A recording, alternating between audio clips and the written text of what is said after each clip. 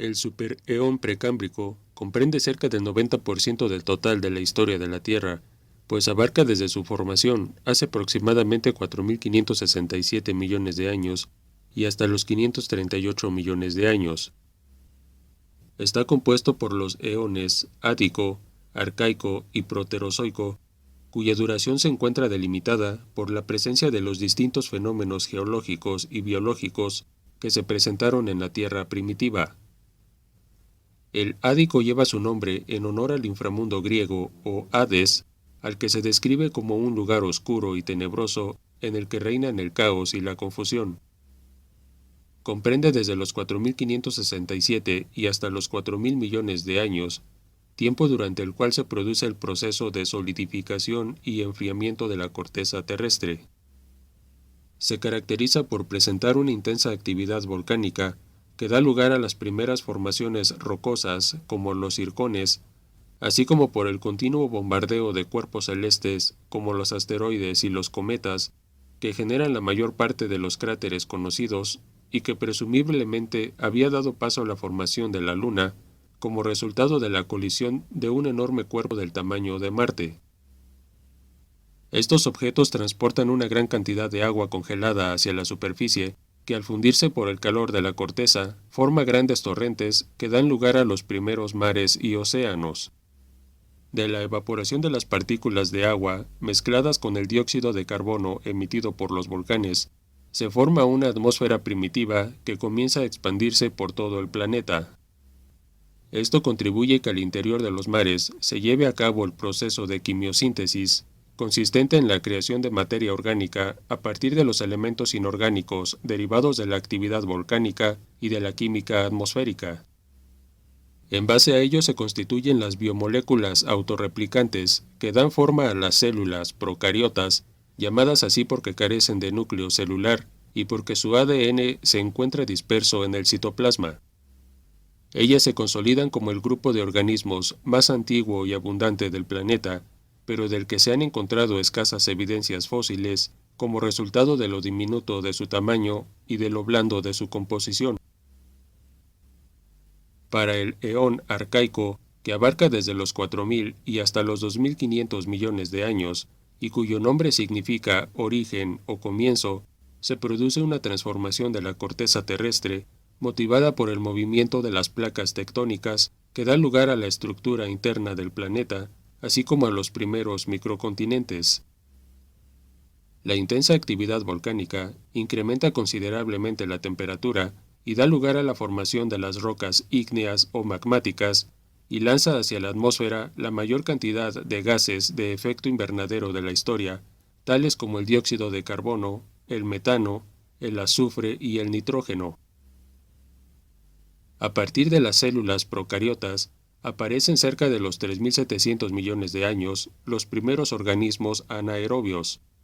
estructuras esferoides similares a las bacterias y a las algas verdeazuladas, con la capacidad de crecer y autoduplicarse, pero que no producen oxígeno. De su actividad metabólica se generan los estromatolitos, como estructuras bioconstruidas en forma de láminas planas, hemisféricas o columnares, que se encargan de fijar los minerales en el suelo y comienzan a acumular residuos microorgánicos. Hacia los 2.800 millones de años se desarrollan los organismos aerobios como las cianobacterias, los cuales comienzan a interactuar con los estromatolitos para liberar oxígeno molecular hacia el medio ambiente y dar paso al fenómeno conocido como la gran oxidación, el cual tendrá su máximo apogeo a partir del siguiente eón. Este último, conocido como Proterozoico, transcurre desde los 2.500 millones de años y hasta los 538 millones de años. Durante él se produce el clímax de la gran oxidación, consistente en el aumento de la concentración de oxígeno en la atmósfera, generado por los organismos fotosintetizadores como las cianobacterias, las cuales alcanzan su máxima expansión. La saturación de oxígeno en la atmósfera produce una verdadera crisis ecológica que se traduce en la extinción masiva de la biodiversidad de la época, pues el oxígeno resulta un elemento tóxico para los organismos anaerobios que por entonces dominan el entorno marino. Entre los 2100 y los 1800 millones de años, se desarrollan las plataformas continentales y los primeros cinturones montañosos, así como también las rocas sedimentarias, en cuya superficie se preservarán más adelante los restos de los organismos primitivos en forma de fósiles. Por entonces aparecen las células eucariotas, distinguidas de las procariotas por contener un núcleo bien diferenciado, cubierto por una membrana permeable que contiene el ADN necesario para su funcionamiento, y de las que posteriormente se diferenciarán tanto las células animales como las vegetales. Hacia los 1800 millones de años se forma el primer supercontinente de la historia, llamado Columbia, el cual se compone de la unión de los cratones de América del Sur, África Occidental y Meridional, Europa Oriental, Australia, noreste de Asia, Groenlandia y la Antártica.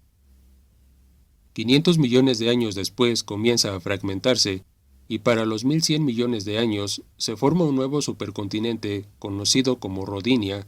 en donde se vuelven a reunir la mayor parte de las tierras emergidas del planeta.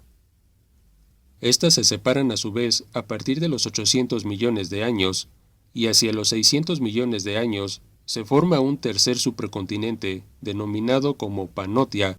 el cual perdura hasta el final del Proterozoico, cuando de nueva cuenta las tierras comienzan a separarse entre sí.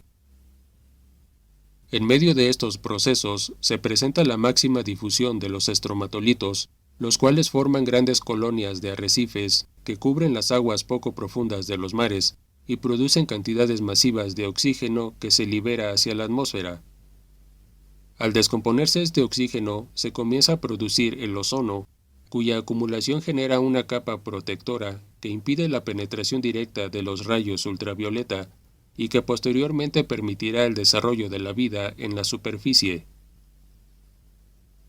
Dentro de los arrecifes se desarrollan durante la era neoproterozoica los primeros organismos pluricelulares complejos, conocidos en su conjunto como la fauna ediacárica, entre los que destacan los filos de los poríferos como las esponjas marinas, los proarticulados, los nidarios como las medusas, los equinodermos como las estrellas de mar, los pogonóforos, los moluscos primitivos y numerosas especies de clasificación incierta, así como los protistas fotosintetizadores como las algas verdes y las algas rojas. Estos organismos se comienzan a diferenciar y a interactuar entre sí dentro del entorno marino, preparando las condiciones para que la vida florezca y se diversifique a partir del siguiente eón, llamado Fanerozoico, a través de un fenómeno conocido como la explosión vital del Cámbrico.